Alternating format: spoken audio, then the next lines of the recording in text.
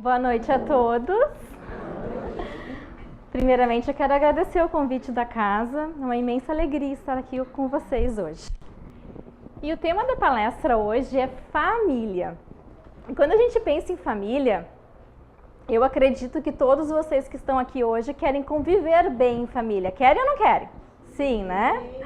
Todo mundo quer ser feliz na família. E quando a gente pensa nisso, em felicidade na família, a gente pode pensar, pode vir à nossa mente assim, comercial de margarina. Vocês já pararam para pensar como é que é comercial de margarina? 7 horas da manhã, todo mundo lá, né? Feliz, alegre, sorridente, cortês um com o outro, de bom humor. Fora que tá todo mundo impecável, arrumadinho, né? Aí a gente olha e diz assim, o que a gente faz? A gente começa a projetar dentro de nós um ideal do que seria uma família feliz. Aí a gente olha para a nossa família e leva o quê? Um choque. Porque a gente diz assim, gente, a minha família não tem nada a ver com isso. A minha família há conflitos, a minha família há disparidades, né? Tantas diferenças. Daí a gente diz assim, não, alguma coisa aconteceu. Eu nasci na família errada, não pode. Quantos de nós já não pensou isso? Quantos de nós diz assim, porque eu queria que a minha mãe fosse a mãe da minha amiga. Ou a gente olha para o marido da vizinha e diz assim, meu Deus, que homem, né? E às vezes a vizinha olha para o nosso marido e diz a mesma coisa, né? Aí então, a gente está lá naquele almoço de domingo, tá? Todo mundo reunido, é filha, é marido, é cunhada, é sogra. E aí a gente começa a fazer assim com a cabeça e dizer assim, gente, o que eu tô fazendo aqui? Porque não tem nada a ver comigo. Olha, gente, desculpa ser mal educada, mas a gente tá exatamente na família que nós merecemos. Tudo que nós precisamos, todos os aspectos vitais que a gente precisa aprender nessa encarnação, a gente encontra na nossa família. Ninguém tá caminhando lá, tropeça no meio-fio e pop, cai naquela família. E aí então a gente vai conversar um pouquinho sobre isso. Eu trouxe aqui do livro Vida e Sexo. É um livro psicografado pelo Chico Xavier, ditado pelo Espírito Emmanuel, que era o mentor espiritual dele. E está lá no capítulo 2, item família. Olha o que o Emmanuel vai dizer. Temos desta forma, no Instituto Doméstico, uma organização de origem divina, em cujo seio encontramos os instrumentos necessários ao nosso próprio aprimoramento para a edificação do mundo melhor. Então, olha que interessante, é uma organização de origem divina, foi muito bem pensado, muito elaborado eu estar ali naquela família. E ele diz mais, ele diz que todos os instrumentos necessários para o meu próprio aprimoramento, eu encontro na minha família. Então, todos os aspectos vitais, tudo que eu preciso me melhorar nessa encarnação, eu encontro ali. Então, é sobre isso que nós vamos conversar um pouquinho. Só que antes, a gente precisa entender alguns conceitos. E o primeiro conceito é o de homem físico e homem espiritual. Porque quando eu olho para uma pessoa, eu tendo muitas vezes a achar que aquela pessoa é a personalidade com a qual eu estou convivendo hoje. Então, por exemplo, eu vou olhar para o meu pai e eu vou dizer assim, meu pai é o José, ele tem X anos de idade, ele tem a profissão tal. Mas, gente, a gente esquece que meu pai, ele é um espírito milenar, que ele já teve várias outras encarnações. Então, o que acontece? Ele já viveu em vários lugares, ele já falou várias línguas, ele já teve várias outras profissões. Então, quando eu olho para o meu pai, eu estou olhando para uma multidão de personalidades. Então, eu estou olhando para o José, eu estou olhando para o Ismael, eu estou olhando para o Gabriel. Vocês conseguem entender isso? Então, o que acontece? A gente vai trazendo dessas encarnações as nossas tendências, os nossos vícios, né, os nossos defeitos, mas também as nossas virtudes. Então, a gente é herdeiro de um patrimônio muito maior. E graças a Deus a gente tem a dádiva do esquecimento. Então, quando a gente olha para uma pessoa, a nossa memória intelectual, a gente não tem ela. Mas existe uma memória que é a memória afetiva, emocional que a gente tem. A gente nunca escutou assim, bateu o santo ou não bateu o santo com uma pessoa? É a nossa memória afetiva que está falando, porque a gente já conhece aquela pessoa de outras encarnações. E aí, em consequência desse conceito, a gente vai trazer o conceito de família corporal e de família espiritual. Gente, quem é a minha família espiritual? Como a gente estava falando antes, eu já tive várias encarnações. E nessas encarnações, o que eu vou fazendo? Eu vou estabelecendo relacionamentos dos mais variados tipos. E aí eu vou convivendo com pessoas que eu vou criando laços afetivos. E por que eu crio laços afetivos? Porque são pessoas que eu gosto de estar perto. Eu tenho afinidades e muitas vezes a gente compartilha, inclusive, os mesmos defeitos, os mesmos vícios. Então eu vou criando a minha família espiritual, que eu já convivo com essa família há várias encarnações. Então quando a gente diz assim, ela é minha mana do coração. Gente, ela é minha mana do coração, porque ela faz parte da minha família espiritual. Não é a primeira vez que eu estou convivendo com ela. Tá, e aí o que é então a família corporal, que é a família que a gente veio hoje? A nossa família corporal, ela pode ou não ser uma parcela da minha família espiritual. Mas também, gente, muitas vezes dentro da minha família corporal, eu convivo com espíritos com os quais eu tenho que resgatar algo. Porque a lei de Deus é a lei do amor. Nós todos temos que nos amar. Então, muitas vezes dentro da nossa família, a gente convive com pessoas que a gente tem que resgatar débitos. Então, muitas vezes são provas que a gente tem ou até expiações. E é sobre isso que a gente vai falar um pouquinho. Então, assim, com esses dois conceitos entendidos, e que nem eu falei antes, que a gente estava falando assim, puxa vida, Sandra, então tá, eu entendi, eu estou na minha família, é uma organização de origem divina, tudo que eu preciso aprender está lá na minha família, mas vocês podem estar se perguntando o seguinte, qual é o mecanismo utilizado pela divindade para reunir espíritos numa família? Qual é o mecanismo utilizado, então, pela essa organização divina? O que faz nós nascermos no mesmo teto? Vocês já pararam para pensar nisso? E olha, aí eu trouxe para vocês lá do livro Pensamento e Vida, que também é psicografado pelo Chico, também é editado pelo Emmanuel, lá no capítulo 12, Família. Esse é o primeiro parágrafo do capítulo. E olha o que o Emmanuel vai falar. A família consanguínea entre os homens pode ser apreciada como o centro essencial de nossos reflexos. Reflexos agradáveis ou desagradáveis que o pretérito nos devolve. O Emmanuel ele fala de um jeito difícil, complicado, vocês não concordam comigo? Mas eu vou resumir para vocês, num bom português, o que ele está querendo dizer.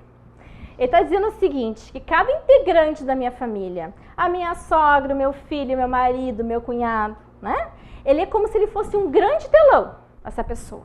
E quando eu olho para esse telão ele reflete um pouquinho do que eu sou. Como assim, Sandra? Tu tá me dizendo então que aquela pessoa que eu tava dizendo que não tinha nada a ver comigo, que era totalmente diferente, que eu disse, meu Deus, como é que eu fui parar nessa família? Ela é um pouquinho de mim? É isso aí mesmo, mas não sou eu que tô falando. É o Emmanuel. Qualquer coisa é com ele. Gente, o que o Emmanuel está querendo dizer em outras palavras? O que faz a gente se reunir numa mesma família é a nossa mente. É o nosso padrão vibratório. É o que a gente pensa, o que a gente sente. O que eu desejo? O que eu busco? Qual é a minha visão de mundo? É isso que faz a gente estar dentro da mesma família. E o que vai acontecendo? Nós vamos convivendo com essas pessoas que são iguais a mim e nós vamos nos refletindo. E aí o que acontece? Por isso que há o conflito, porque eu enxergo no outro aquilo que eu sou, mas que eu ainda não admito. Aí começa a ver o conflito, e aí o que eu vou fazendo? Eu vou parando e vou começar a olhar para mim. Eu vou começar a me enxergar. Eu vou fazer aquelas autoavaliações, aquela famosa reforma íntima. E dessa forma, então, eu vou me melhorando, vou me burilando, para, então, resgatar, digamos assim, a conduta que eu tive ruim numa vida anterior e criando novos reflexos. Então, a família, eu gosto de dizer o seguinte, é que ela funciona que nem a homeopatia. É o mesmo mecanismo da homeopatia. Você sabe como é que funciona? O mecanismo é assim, semelhante cura semelhante. Então, o que tu vai fazer com a homeopatia? Tu vai tomando aquelas doses bem pequenininhas da própria doença. E aí tu vai se melhorando. A família é igual. Tu vai tendo doses diárias, convivendo com a pessoa que é exatamente que nem tu. E aí, semelhante cura semelhante. Aí, a continuação aqui desse texto, o Emmanuel, ele dá a receita do Evangelho, de como a gente ir se melhorando dentro da família. Ele diz o seguinte, que a gente precisa de trabalho e sacrifício, humildade e paciência. Gente, não é fácil conviver em família, mas a gente precisa, porque olha a oportunidade que a gente está tendo. Tudo que a gente precisa para se melhorar, e a gente está aqui, o principal objetivo é nos melhorarmos, está dentro da nossa família. E aí eu gosto de falar assim, ó, eu gosto de fazer uma analogia que a nossa família é que nem academia de ginástica. Como assim? A academia de ginástica não tem o personal training? Tem ou não tem? O que ele faz?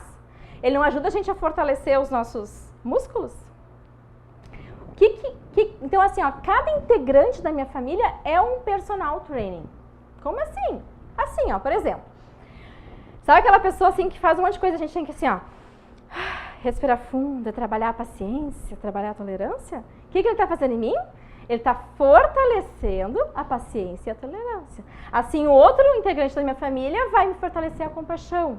E assim sucessivamente. Então, cada integrante, ele é um personal trainer que vai fortalecer em mim algo que eu preciso trabalhar nesta encarnação.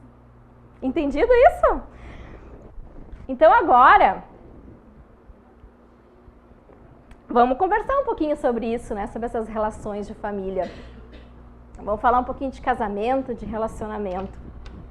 Só que antes disso, eu queria conversar com vocês sobre duas perguntinhas que estão lá no Livro dos Espíritos. A primeira dela é a questão 913. Allan Kardec lhe pergunta para os espíritos qual é o vício mais radical que a gente tem. O que é o radical, gente? É a raiz de todos os nossos outros vícios. E o que os espíritos respondem? Que é o egoísmo, o eu, né? Para mim. E aí, na questão 775, Allan Kardec pergunta assim, qual seria o resultado para a sociedade do relaxamento dos laços de família, que é o que a gente está conversando hoje aqui. E olha a resposta dos espíritos, seria uma recrudescência do egoísmo. O que é isso? É um agravamento do egoísmo. Então, gente, o que eu quero dizer com isso? Que é na família que a gente começa a aprender a se doar. A gente se doa para os nossos familiares e dessa forma o egoísmo vai cedendo espaço ao amor. Vou dar um exemplo para vocês entenderem melhor. Vamos pegar mãe e filha. Como é que é? Eu sei por mim, né? Que eu tenho a minha mãe, a gente começa assim, ô mãe, onde é que tá isso? Ô mãe, onde é que tá aquilo? E mãe, não é assim? Sim ou não? Eu tenho uma amiga minha que ela diz assim, que se ela ganhasse R$1 por cada mãe que a filha dela fala, ela ia estar milionária, gente. O que eu quero dizer para isso? Que cada vez, olha o que essa mãe está fazendo, ela está aprendendo a quê? A se doar para a filha dela. E dessa forma ela vai aprendendo o quê? O amor. E aí o egoísmo, que é a raiz de todos os nossos problemas, vai cedendo espaço para o amor, que é o que a gente veio aprender, a amar. E isso com todos os integrantes da nossa família. E o que é a família, senão o núcleo, a célula da sociedade? É na família que a gente aprende, para depois aprender na sociedade. Bom, então vamos falar de casamento e de relacionamentos. Como é que um casamento, digamos uma família, como é que ela acontece? Quando duas pessoas se conhecem e se casam. Então começa lá quando eu conheço essa pessoa, na constituição de uma família. Quando duas pessoas se conhecem e se gostam, têm afinidades, a gente tem que fazer duas perguntinhas. A gente tem fases no nosso relacionamento até chegar no casamento. E o que eu enxergo hoje é que as pessoas estão pulando essas fases. E talvez seja por isso que está tendo tantos divórcios. Gente, na primeira fase é a fase do namoro. E aí a perguntinha é assim: eu amo essa pessoa? Se eu amo, eu vou continuar, né, relacionando com ela e namorando com ela. Aí vai passar o tempo e eu vou para minha segunda fase, que é a fase do noivado. E daí nessa fase a perguntinha ela é um pouco diferente. A gente tem que perguntar assim: eu suporto essa pessoa? Aí vocês vão dizer assim: como assim suporto? Sim, gente, suportar. Porque essa pessoa, assim como nós, tem virtudes, mas também tem vícios, também tem defeitos. E quando eu vou casar com essa pessoa, eu tenho que ter consciência que eu vou casar com o quê? Com a integralidade dela, não só com as qualidades. Eu volto e meio e escuto assim: ah, ele é assim, mas depois que casar vai mudar. Vai mudar, gente? Às vezes até piora, né? É ou não é? Então a gente tem que ter essa consciência. E aí quando a gente casa, o que vai acontecer? É certo que o casamento ele tem altos e baixos. Gente, vai haver conflitos num casamento. Se eu acabei de dizer para vocês que a gente vai se refletindo uns nos outros, o meu marido, a minha esposa, eu vou enxergar nele aquilo que eu sou. E é óbvio que vai existir os conflitos. E é justamente nesses conflitos que a gente vai se melhorando. Então, o que eu quero dizer com isso? Que é no dia a dia. É nas pequenas ações diárias que esse amor vai se construindo. Porque muitas vezes a gente escuta assim: ah, eu não reconheço mais a pessoa com a qual eu me casei. Como a gente escuta isso? E muitas vezes o nosso cônjuge pensa a mesma coisa, só não estão dizendo. Mas por que, gente? Porque esqueceu que é no dia a dia que a gente vai construindo isso. Então não adianta eu dizer: eu te amo. Tu tem que mostrar que tu ama essa pessoa. Então são em atitudes, ajudando a lavar a louça, né? Aí, por exemplo, nasce o filho, daí o homem diz: ai, meu amor, como eu te amo, tu me deu um filho. Não, ajuda, troca a fralda, dá banho. É nas ações do cotidiano que esse amor vai se transformando. E aí eu trouxe aqui, eu acho bem legal. Relacionamento não é essa coisa colorida onde tudo se encaixa de forma perfeita. O nome disso é Lego. Eu acho bem legal essa, gente, porque assim, o relacionamento perfeito só quando a gente for anjo. Tá bem longe disso. E aí eu queria conversar com vocês um pouquinho sobre idealizações. Porque a gente idealiza muito, principalmente mulher. Vou dar um exemplo, vou explicar pra vocês. Quando a gente nasce, como é que o nosso pai chama a gente? De princesa, não é? Aí a gente cresce. Se a gente cresce, a gente se achando uma princesa, com quem a gente quer casar, gente? Com o príncipe, né? Então eu vou pedir para a mulherada que está aqui me ajudar e vamos achar as características de um príncipe, ok? Eu vou dar a primeira característica. Para mim, um príncipe tem que ser fiel. O que mais um príncipe tem que ser? Amoroso. O que mais? Companheiro. O que mais? Lindo. Eu sempre digo, imagina príncipe feio, gente. Não existe isso. O que mais? Hã? Como é que é? Educado. Rico. Dedicado.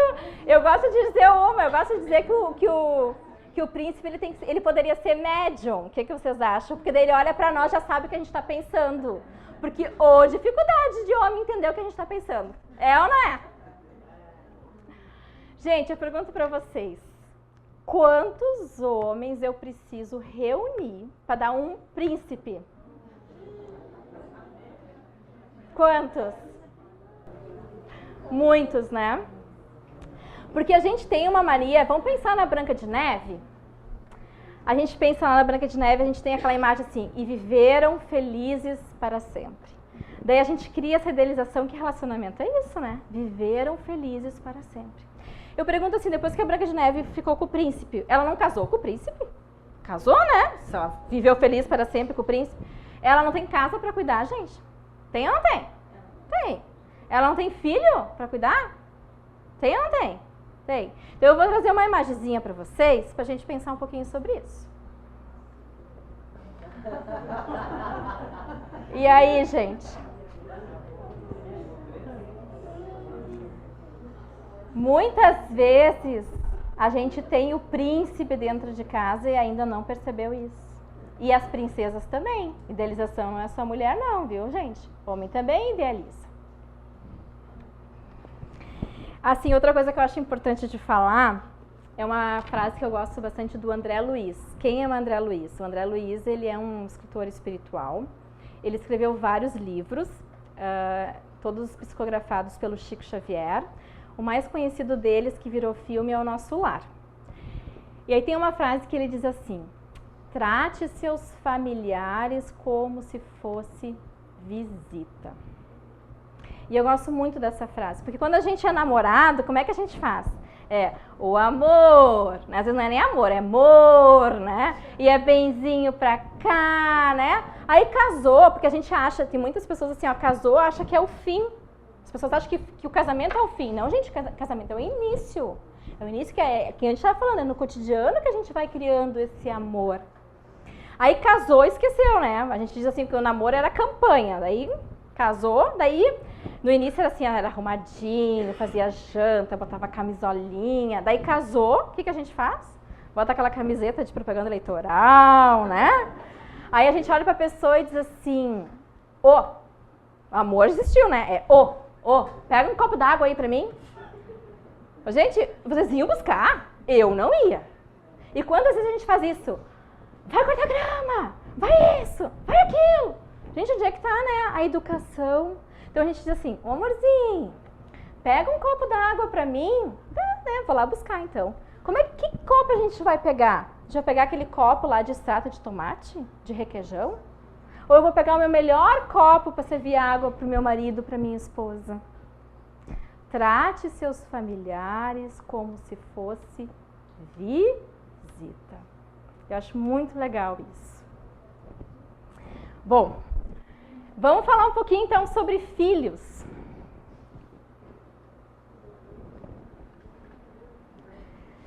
Gente, mãe e pai têm uma missão, um dever muito grande.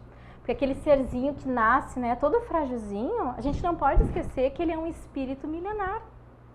E que ele veio e que ele já fracassou muito em outras encarnações. E que a minha obrigação, a minha missão como mãe e pai é ajudar esse ser a não fracassar onde ele já fracassou em outras encarnações. Então eu preciso aproximar esse ser de Deus. Eu preciso desde pequenininho enxergar as más tendências dele. Eu preciso perceber, puxa vida, ele é agressivo, ele é mentiroso, para ajudar ele a não fracassar novamente. Eu estava ontem pensando sobre isso, assim,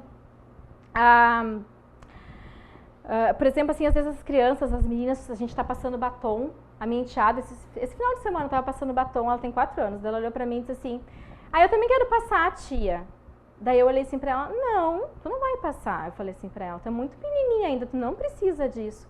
Gente, tu imagina se essa criança, eu não sei, ela fracassou na vaidade em outra encarnação. Eu estou incentivando ela desde criança a passar batom, pintar as unhas. Tipo, eu estou ajudando ela a fracassar novamente. Então a gente tem que ajudar isso desde pequeno, começar a perceber essas más tendências e ajudar. E aí eu trouxe uma imagem para a gente conversar sobre isso. Eu acho bem legal. Olha só, é a mãe e o filho mexendo no celular e outro mãe e filho mexendo no livro. Aí olha a pergunta que a mãe faz no celular. Como consegue que seu filho leia um livro? E aí, gente, como é que ela está conseguindo? O exemplo, não é? Aí eu quero contar, me permito contar algo de cunho pessoal. Eu não tenho filhos, mas quem eu tinha comentado agora, eu tenho uma enteada, né? O nome dela é Laurinha e eu convivo bastante com ela. E aí volta e meia tá eu, a Laura e o meu namorado, o Rodrigo, e eu digo assim, se acalma, Rodrigo, né? Que ele é meio ansioso. Aí esse tempo tava nós três, o Rodrigo fala uma coisa e a Laurinha, de 4 anos e meio, olha pra ele e diz assim, se acalma, Rodrigo! Gente, quando ela falou isso, eu fiquei assim, ó, eu não conseguia nem falar. Aí quando eu respirei fundo, assim, porque né, eu disse assim, Laurinha, tu tá me imitando. Gente, ela olhava pra mim e dava risada. Por que que eu tô contando isso pra vocês, gente? Pra dizer pra vocês que quando as pessoas, às vezes a gente escuta assim, que o exemplo é uma das melhores formas de se educar. Gente, isso é mentira. Isso é um equívoco, porque não é uma das melhores formas de se educar. É a única forma que existe de se educar. Então a gente pode perguntar assim, como é que eu quero que os meus filhos me tratem quando eu for uma pessoa mais idosa? É só olhar como eu trato hoje os meus pais. Eu trato eles com respeito? Eu ligo para eles para perguntar como é que eles estão? Eu faço almoço de família? Porque é exatamente assim que o meu filho vai me tratar. Como é que eu sou no trânsito, gente? E meu filho está atrás. Eu pego e corto o sinal vermelho? Alguém pega e me corta a frente, eu pego, abaixo o vidro, falo um monte de palavrão? Porque meu filho é o futuro motorista. E eu estou ensinando ele. Então a gente tem que começar a prestar atenção, como é que eu sou? Eu sou uma pessoa educada? Eu sou uma pessoa de bom humor, que sorriu, faço o evangelho do lar, falo de Deus, falo de Jesus, porque é o exemplo. Então o que eu quero dizer com isso? Que para educar um filho, a gente primeiro precisa fazer o quê? Se autoeducar. O tempo todo. A gente tem que estar buscando nos melhorar, fazer a nossa reforma íntima, que nem vocês estão fazendo hoje aqui, estando aqui hoje dentro do Centro Espírita. A gente está sempre tentando se melhorar para poder educar os nossos filhos. E aí, eu queria falar com vocês sobre... Eu estava no Congresso Espírita, que teve agora no início de novembro, e aí, não sei se vocês conhecem o Sérgio Lopes, ele é um palestrante espírita e ele é psiquiatra. E está se falando muito dentro do meio espírita de como unir as casas espíritas. E aí perguntaram para ele, para o psiquiatra, né, como unir as casas espíritas? E aí ele disse assim, que eu gostei muito da resposta dele, por isso que eu quero compartilhar com vocês. Ele disse assim, para unir as casas espíritas, a gente primeiro precisa aprender a se unir em família. Que é o que eu estou falando aqui. É impossível a gente, lá fora, na sociedade, se a gente ainda não aprender no núcleo da sociedade, que é a nossa família. E aí ele diz assim, ele disse assim, então vamos começar com a geração nova, as crianças. E como?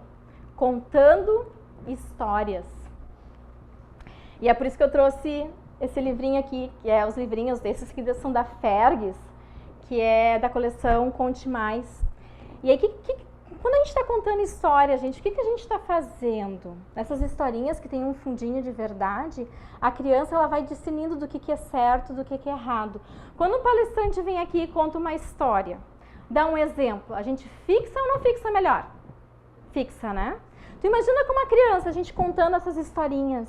Lá na frente, quando ele estiver num lugar e estiver acontecendo alguma coisa errada, ele vai saber, não, isso aqui não é bacana. Porque ele aprendeu nas historinhas. Então, olha a importância de contar histórias. E quando eu conto histórias, o que mais eu estou fazendo com o meu filho? O que vocês acham que eu estou fazendo com o meu filho quando eu estou contando histórias para ele? Estou criando os laços, eu estou convivendo.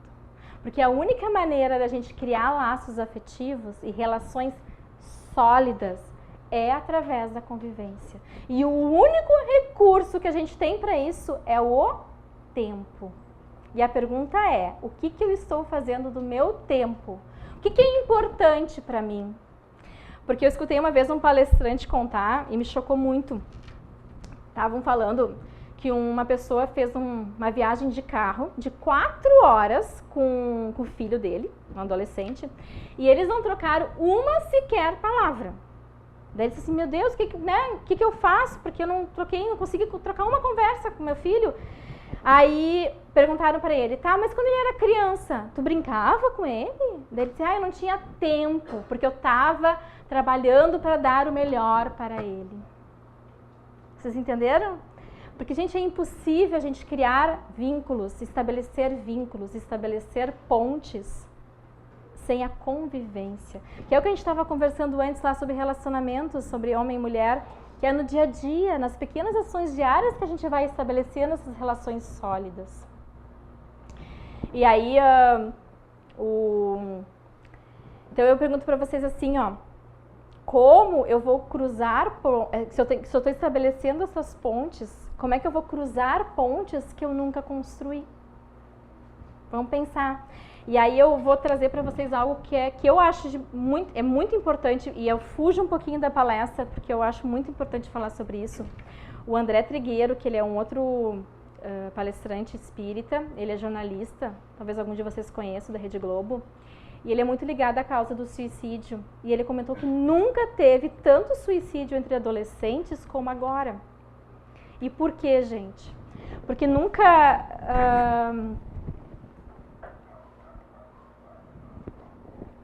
Porque depois de várias pesquisas, se criou uma geração de adolescentes impacientes. Por quê? Porque eles ficam cerca de 8 a 10 horas por dia na frente de um celular, de um tablet, de um notebook. Então, por exemplo, eu estava falando da coleção Conte Mais. Aí a gente joga lá na internet Conte Mais, em segundos o que aparece? Páginas e páginas falando sobre isso. Então, o que acontece? Eles têm tudo para ontem. É uma geração de pessoas impacientes. Aí, quando acontece um problema sério na vida deles, eles não sabem resolver. E a única forma que eles encontram é se suicidar. Olha que triste isso. E aí eu gosto de contar que esses dias eu estava num restaurante, eu fui jantar, e tinha do meu lado, assim, tinha um casal e 2 filhos. Um devia de ter uns 7, outro uns 12. E os filhos estavam assim, sabe, jogando, mexendo no celular, assim, até corcundo, e não estavam conversando com os pais. E eu olhei para aquilo assim, né? Tô falando de adolescente, às vezes até é casal ali, né? Nenhum se falando e só mexendo no celular. Aí eu pensei, bom, vai vir a comida, eles vão conversar. Gente, veio a comida e eles botaram a comida no prato, eles mexiam no celular, botavam uma garfada. Mexiam no celular, botavam uma garfada. Eles não conversaram, eles não trocaram uma conversa com os pais deles. Agora eu pergunto para vocês, esses filhos que hoje estão ali, amanhã, quando eles tiverem algum problema, tiverem metido com drogas ou qualquer outra coisa, e eu como pai querer conversar com esse filho, eu pergunto para vocês, eles vão conseguir conversar com esse filho? Não. É isso que eu estou falando. Como cruzar pontes que nunca foram construídas. E eu construo essas pontes no dia a dia. Então vamos pensar muito bem como é que eu estou utilizando o meu tempo.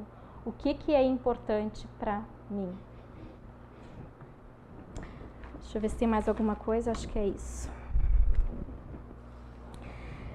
Bom, então finalizando, eu gosto de trazer essa imagem aí que a gente tem que lançar sementes. Essa é a nossa tarefa, lançar sementes. E que sementes a gente lança? Sementes de amor. Agora eu pergunto assim, é possível conseguir lançar sementes se eu ainda não tenho elas? Eu primeiro preciso ter essas sementes. E aonde é que eu consigo essas sementes? Na família. Que a gente estava falando, é na família que o egoísmo vai cedendo espaço para o amor. E é através do dia a dia, da convivência diária, das pequenas ações que esse amor ele vai sendo construído e aí eu tenho como lançar. E muitas vezes a gente tem isso, a gente quer ajudar as pessoas, a gente quer, não, porque é assim, porque... a gente não tem isso e quer botar na cabeça da pessoa. Gente, cada um tem o seu momento, tem o seu despertar. A nossa tarefa é lançar as sementes. Cada um tem o seu momento. Então, aquela semente que a gente está lançando, a gente não tem que colher ela. A gente talvez vai colher ela daqui 2, 3, 4 encarnações. Mas o que é legal da semente do amor, que ela é uma semente imperecível. Então, assim, cada um tem, esse despertar, ele é de dentro para fora. Então, aquele amor, ele fica ali, ele fica na nossa psicosfera. E no momento que eu me despertar, aquilo vai ser usado. Então, a gente tem que apenas lançar essas sementes.